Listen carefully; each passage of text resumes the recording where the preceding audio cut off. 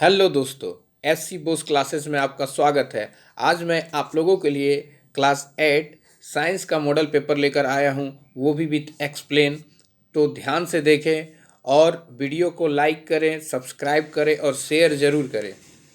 चलिए, तो सबसे पहला जो क्वेश्चन है कि भारत में प्रोजेक्ट टाइगर की शुरुआत कब हुई थी। तो 1972-73 के आसपास में जो है प्रोजेक्ट टाइगर की शुरुआत हुई थी। उसके बाद है सर्वप्रथम कोशिका की खोज किसने की थी। तो सर्वप्रथम जो कोशिका की खोज की थी वो रॉबर्ट हुक ने 1665 ईस्वी में की थी। और अगर जीवित कोशिका की खोज दे दे तो क्या बताना है, एंटन वन लुवेनहॉक। ठीक है। नेक्स्ट है एक मुलायम धातु जिसे चाकू से काटा जा सकता है। तो सोडियम, सोडियम को चाकू से काटा जा सकता है। वहीं पारा जो है द्रव अवस्था में रहने वाली धातु है कमरे के ताप पर। ठीक है। सोना सबसे अधिक तन्यता है और सबसे ज़्यादा चांदी का जो होता है विद्युत का सुचालक, सबसे ज़्यादा चांदी है। नेक्स्ट क्या है, निम्नलिखित में से कौन सी ऐसी धातु है जिसके विद्युत लेपन के द्वारा किसी वस्तु की चमक को बढ़ाया जा सकता है। तो क्रोमियम है। ठीक है, क्रोमियम ऐसा धातु है। संचरणीय रोगों का मुख्य कारण क्या है। तो संचरणीय रोगों का मुख्य कारण है घरेलू मक्खी, यानी संचरणीय रोग जो रोग फैलने वाले रोग होते हैं। नेक्स्ट है जरायुज। जरायुज का मतलब हो गया कि जो बच्चे जन्म देते हैं। तो इसमें से मनुष्य बच्चे जन्म देते हैं, बाकी सब अंडा, जितना भी पक्षी है सभी क्या देता है, अंडा देता है। सिर्फ कौन फिर है, फिर एक चमगादड़ जो है फिर बच्चे को जन्म देते हैं। चलिए नेक्स्ट है शुष्क मौसम में बालों में कंघी करने पर वह बिखर जाता है। इसके लिए अस्थिर वैद्युत बल जिम्मेवार है। नेक्स्ट है निम्नांकित में से किस ईंधन का उष्मीय मान सबसे अधिक है। तो हाइड्रोजन का सबसे अधिक उष्मीय मान होता है, उसके बाद एलपीजी का। ठीक है, अगर हाइड्रोजन ना दे और एलपीजी केरोसिन लकड़ी और कुछ और दे दे तो फिर एलपीजी आंसर होगा। नेक्स्ट है इनमें से कौन गुणसूत्र शिशु के नर लिंग निर्धारण करता है। तो XY। ठीक है।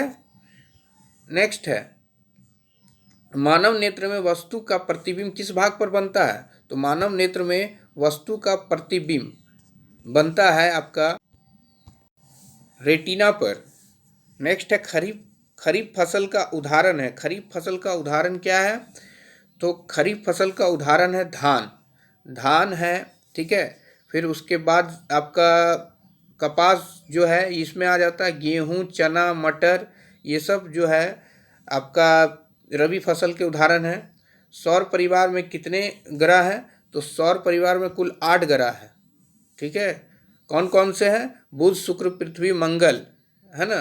उसके बाद बृहस्पति, फिर आपका क्या बोलते हैं यूरेनस, है ना, अरुण, वरुण, ये सब क्या है, ग्रह हैं, 8 ग्रह मिला के। सैटर्न, शनि भी है उसमें। चलिए नेक्स्ट है घर्षण हमेशा क्या होता है। तो घर्षण हमेशा कुछ मामलों में हानिकारक, कुछ मामलों में लाभदायक। मतलब घर्षण के कारण ही हम चल पाते हैं और घर्षण के कारण हमारा चप्पल भी घिस जाता है। तो दोनों, तो एक तरह से हानि हुआ, एक तरह से लाभ भी होता है। ठीक है, घर्षण के कारण टायर भी घिस जाता है तो ये हानि है, और चल किसके कारण पा रहे हैं, घर्षण के कारण, तो ये लाभ हुआ।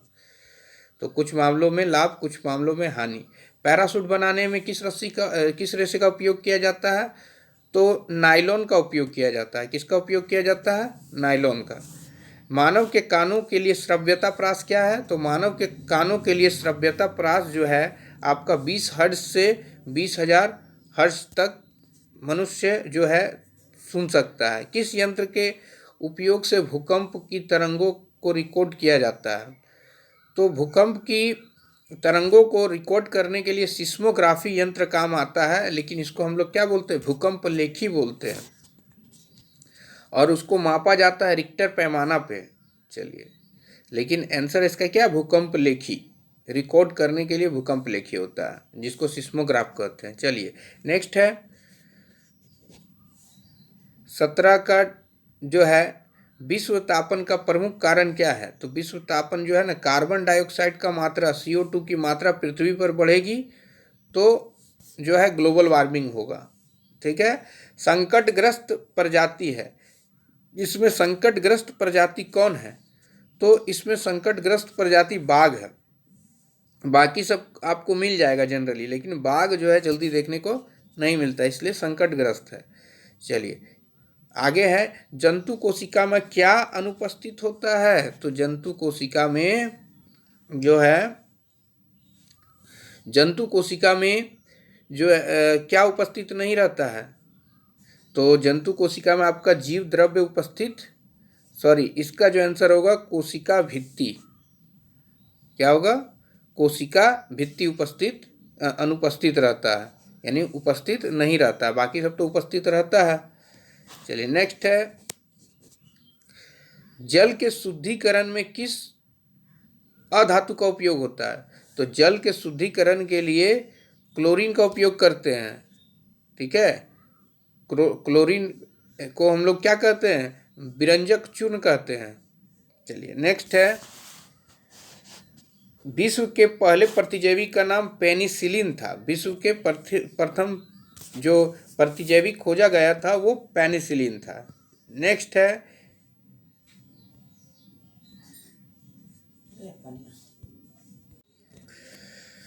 22 नंबर है, पानी में हाइड्रोजन एवं ऑक्सीजन का अनुपात क्या होगा? तो हम लोग क्या बोलते हैं? H2O, है ना। तो हाइड्रोजन 2 अनुपात ऑक्सीजन 2 अनुपात 1 होगा इसका राइट आंसर।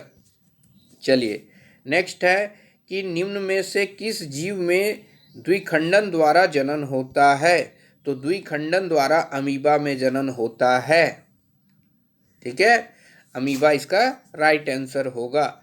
हाइड्रा में मुकुलन द्वारा होता है, ठीक है। तो हम आगे बढ़ते हैं।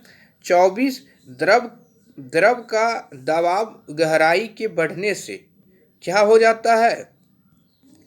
तो बढ़ता है। जितना द्रव नीचे जाएगा उतना दबाव आप महसूस करेंगे, क्योंकि पानी जो है नीचे, जितना पानी के नीचे जाइएगा उतना आपको भार महसूस होगा, यानी दबाव महसूस होगा, ठीक है। ईंधन के ऊष्मीय मान का मात्रक होता है। तो ईंधन के ऊष्मीय मान का मात्रक होता है केजी जूल पर केजी। नेक्स्ट है, किशोरावस्था की उम्र क्या होती है? तो किशोरावस्था की उम्र जो है 11 से 19 वर्ष होती है। सामान्य नेत्र के द्वारा बढ़ने के लिए सर्वाधिक सुविधाजनक दूरी है। तो सामान्य नेत्र के लिए पढ़ने के लिए, है ना, पढ़ने के लिए 25 सेंटीमीटर होता है। न्यूनतम दूरी जो है 25 और अधिकतम बोले तो अनंत होता है, ठीक है, ध्यान रखना है, अधिकतम भी बोल सकता है। चलिए नेक्स्ट है कि फूलों फलों एवं सब्जियों का बड़े पैमाने पर उत्पादन क्या कहलाता है? तो ध्यान रखना है हमको, इसमें जो है हॉर्टिकल्चर इसका राइट आंसर होगा। वहीं सेरीकल्चर का बात किए जाए तो रेशम कीट पालन को सेरीकल्चर कहते हैं। और एपीकल्चर का अर्थ क्या हुआ?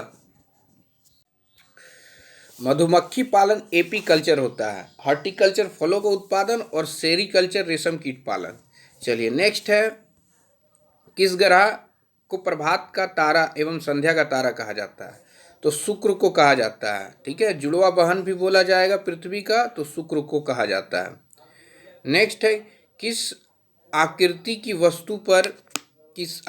वस्तु पर तरल घर्षण कम होता है? ठीक है, क्वेश्चन है। चलिए, तो इसका जो राइट आंसर होगा वो नौकाकार होगा, यानी नौकाकार वस्तु जो होता है उस पर जो है घर्षण कम होता है, इसलिए नौका जो है बनाया जाता है उस आकार का। चलिए, पदार्थ जो प्राकृतिक प्रक्रिया जैसे जीवाणु के द्वारा अपघटित होता है क्या कहलाता है? तो इसका जो राइट आंसर होगा वो ए नंबर, जैव निम्नीकरणीय, ठीक है, जैव निम्नीकरणीय पदार्थ कहलाता है। चलिए नेक्स्ट है, ध्वनि की प्रबलता किस कारक पर निर्भर करती है? तो ध्वनि की प्रबलता जो है आपका जो है इसमें से आयाम होगा, ठीक है, आयाम इसका राइट आंसर होगा, इसी पर निर्भर करता है। विपरीत आवेशों के बीच क्या प्रतिक्रिया होती है? तो विपरीत आवेशों के बीच प्रतिक्रिया जो होती है वो, इसका जो राइट आंसर होगा आकर्षण होगा। नेक्स्ट है हरित गृह प्रभाव और वैश्विक तापन के लिए मुख्य रूप से उत्तरदायी गैस है। तो इसका तो कार्बन डाइऑक्साइड होता है और मीथेन भी इसके लिए हरित गृह प्रभाव के लिए, यानी दोनों इसका जो है राइट आंसर होगा। वह पुस्तक जिसमें सभी संकटापन्न प्रजातियों का रिकॉर्ड रखा जाता है क्या कहलाता है? तो संकटापन्न जातियों का रिकॉर्ड के लिए रेड डाटा पुस्तक है जो IUCN द्वारा दिया जाता है मान्यता। निम्न में से कौन सा पदार्थ जीवाश्म ईंधन है? तो जीवाश्म ईंधन इनमें से कौन है? तो जीवाश्म ईंधन जो है वो कोयला है, जीवों की द्वारा उत्पत्ति हुआ है इसका, यानी बहुत साल पहले जो है जीव दब गए थे पृथ्वी के नीचे, और यानी पेड़ पौधे भी उसी से जो उत्पन्न हुआ उसे जीवाश्म ईंधन यानी कोयला का रूप ले लिया। कोशिका द्रव्य के बीच खाली संरचना होती है जिसे क्या कहते हैं? तो इसे हम जो है रिक्तिका, खाली स्थान रिक्तिका है ना, कहते हैं। कौन सी अधातु कमरे के ताप पर वायु के साथ अभिक्रिया करती है? इस जो है श्वेत फास्फोरस हो जाएगा, ठीक है, अभिक्रिया करती है कमरे के ताप पर वायु के साथ अभिक्रिया श्वेत फास्फोरस करती है। आगे क्या है? आगे क्वेश्चन है किण्वन प्रक्रिया की खोज किसने की थी? तो किण्वन प्रक्रिया के खोज जो की थी वो लुई पाश्चर हो जाएगा, ठीक है, लुई पाश्चर। जब चालक विलयन में विद्युत धारा प्रवाहित की जाती है तब विलयन के रंग में परिवर्तन होता है, यह संकेत करता है, क्या संकेत करता है? तो ये विद्युत धारा के रासायनिक प्रभाव को संकेत करता है। नेक्स्ट है विश्व में सर्वप्रथम एक भेड़ का क्लोन विकसित किया गया था जिसका नाम था, चलिए इसका नाम क्या था? याद कीजिए, डॉली, ठीक है, डॉली था। तरल है, तरल क्या है? तो तरल इसमें से जो होगा वो द्रव एवं गैस दोनों होगा, ठीक है। आगे क्या हो जाएगा? तरल का मतलब जिसको कोई भी आकार में बदल सके, ठोस को आकार में बदल सकते हैं? नहीं। विद्युत उपकरणों में लगी आग बुझाने के लिए सबसे अच्छा अग्निशामक है, सबसे अच्छा अग्निशामक क्या है?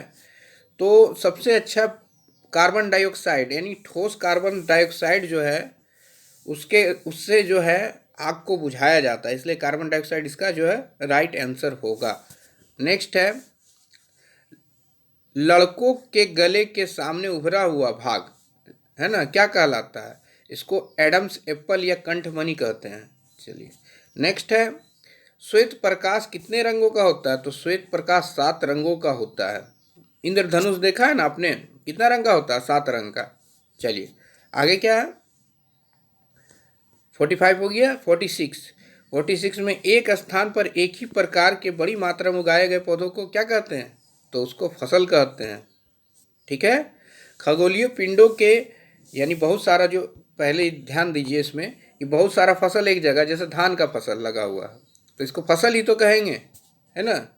चलिए नेक्स्ट है खगोलीय पिंडों के बीच की दूरी को किस इकाई में मापा जाता है? तो खगोलीय पिंडों की जो दूरी है उसको प्रकाश वर्ष में मापा जाता है। फिर जो है आपका घर्षण चिकने सतहों की अपेक्षा रुखड़े सतहों पर, है ना, अधिक होता है, सही बात है। निम्न में से कौन प्राकृतिक बहुलक है? तो प्राकृतिक बहुलक जो है सेल्यूलोज है। क्या है? सेल्यूलोज प्राकृतिक बहुलक है। वहीं आपका लास्ट जो ध्वनि सुनने में अप्रिय लगती है उसे तो शोर ही कहेंगे, शोर तो अप्रिय लगेगा, बाकी संगीत तो सुरीला होता है। चलिए अब आपको आगे और भी जितना भी मॉडल पेपर है आपको बढ़िया से प्रैक्टिस कर लेना है एग्ज़ाम के लिए। सारे इसी चैनल पे अपलोड किए जा चुके हैं। धन्यवाद।